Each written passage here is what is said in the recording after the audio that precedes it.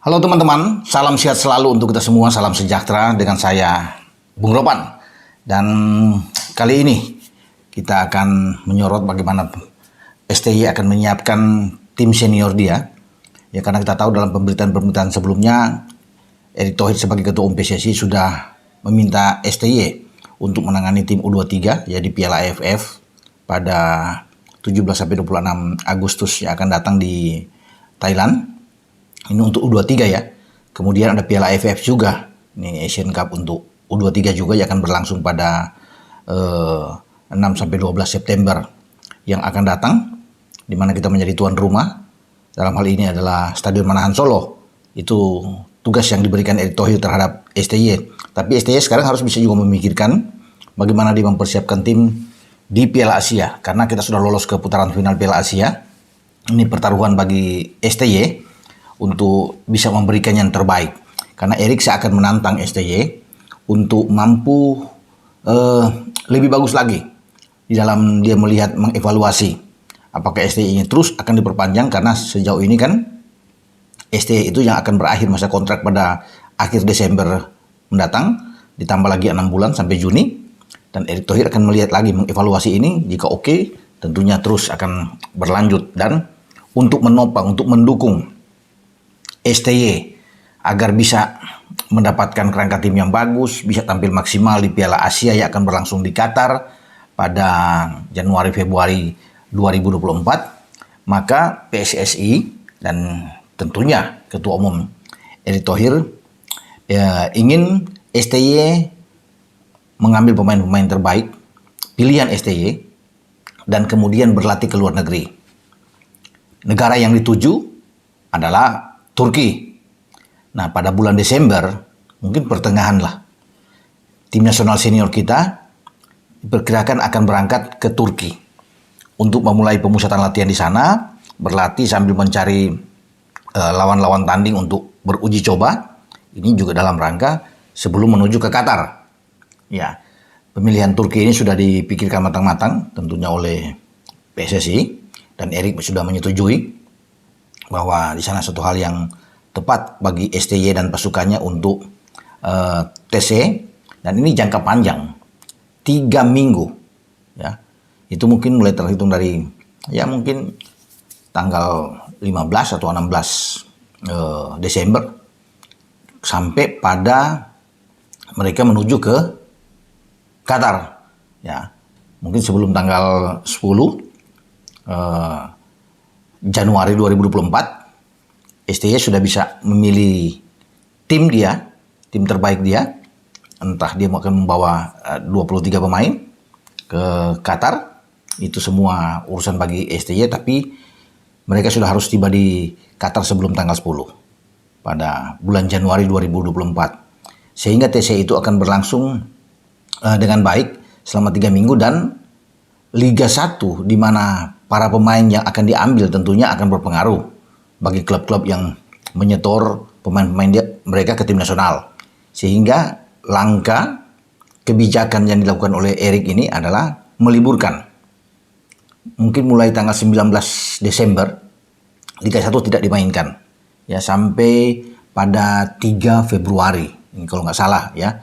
Untuk ini supaya klub bisa memberikan dukungan penuh, karena ini sudah ada kesepakatan antara klub dan PSSI, di mana ketika tim nasional memerlukan pemain-pemain yang ada di Liga 1, itu wajib untuk bisa melepas pemain-pemain ini.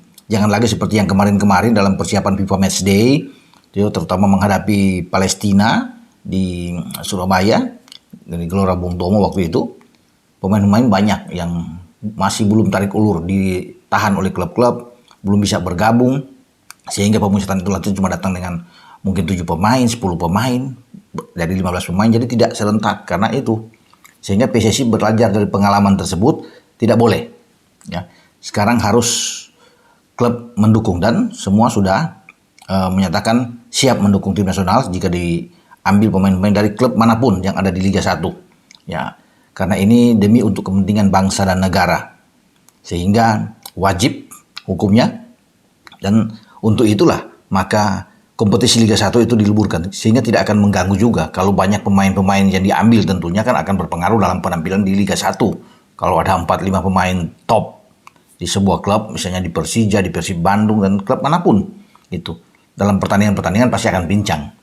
Makanya kebijakan itu diambil ya dalam persiapan 3 minggu tim nasional ini sebelum menuju ke Qatar, maka kompetisi diliburkan. Itu lama juga ya, dari 19 Desember sampai dengan 3 Februari.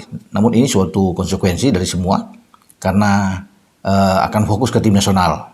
Tentunya Erik ingin bahwa STY bisa membawa tim ini melangkah lebih jauh lagi.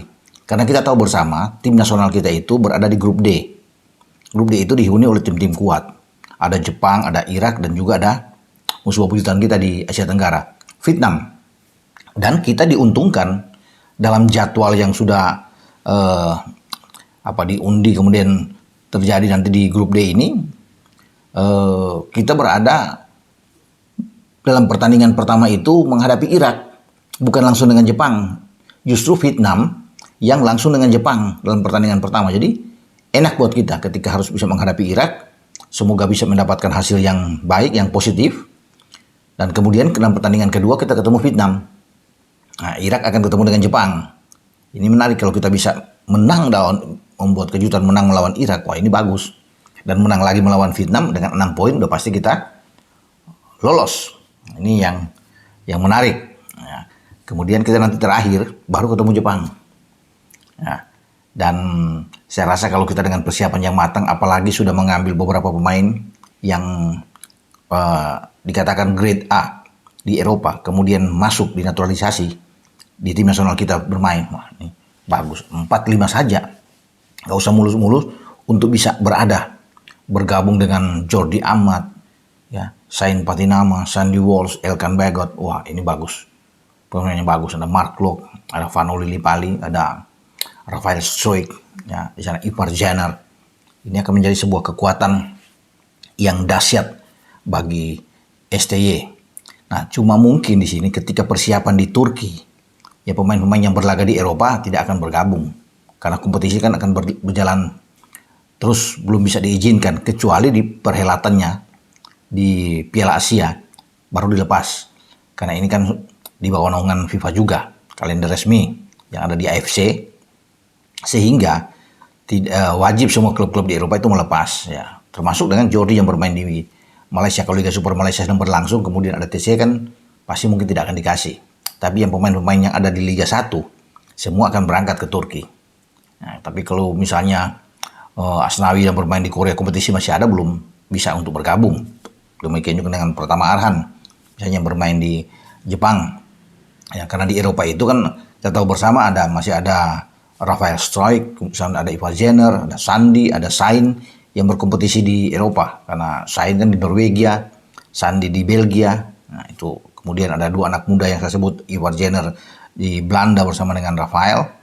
Nah, mereka mungkin karena masih ikut berkompetisi, kecuali kompetisinya libur, ya mereka bisa bergabung. Tapi yang pasti klub-klub mereka akan memberikan izin ketika akan mungkin tidak sampai sepekan sebelum pertandingan di Qatar, ya mereka bisa bergabung dengan tim nasional. Nah, kita tinggal akan menunggu, merasa penasaran siapa pemain-pemain yang akan dinaturalisasi untuk memperkuat tim Sintayong di Piala Asia. Kan masih menjadi sebuah rahasia. Nama-nama sudah, bahkan di konten-konten saya sebelumnya sudah disebut-sebut. Banyak nama, lebih dari 10 nama tentunya ada, tapi harus dipilih yang terbaik. Sehingga ini akan mendukung performa kita di Piala Asia, karena ini satu hal yang bagus kalau kita bisa keluar dari fase grup. Tentunya bagi STY ini adalah prestasi terbaik bagi tim nasional. Nah, kita akan tunggu ya siapa-siapa nama-nama mereka di grade A ini yang akan bergabung dengan tim nasional kita. Tentunya pengurusannya harus digenjot dengan cepat jika ingin bermain di tim nasional dan tampil di Piala Asia. Karena ini kan berkejaran dengan waktu yang sudah juga agak lama prosesnya. Nah, sekarang ini harus cepat. Ya, mungkin bisa dikebut dalam 6 bulan, ya bisa. Itu harus cepat. Sehingga mereka bisa mendapatkan paspor mereka dan sah bermain di tim nasional. Nah, kita akan tunggu juga siapa-siapa pemain dari Liga 1 yang akan dipilih oleh STY. Namun nama-nama seperti Rizky Ridho ini, nah Marcelino Ferdinand juga masih menjadi tanda tanya, bermain di Deense Belgia kan. Marcelino juga agak sulit untuk bisa bergabung cepat di TC, tapi tetap dia akan bermain di Piala Asia.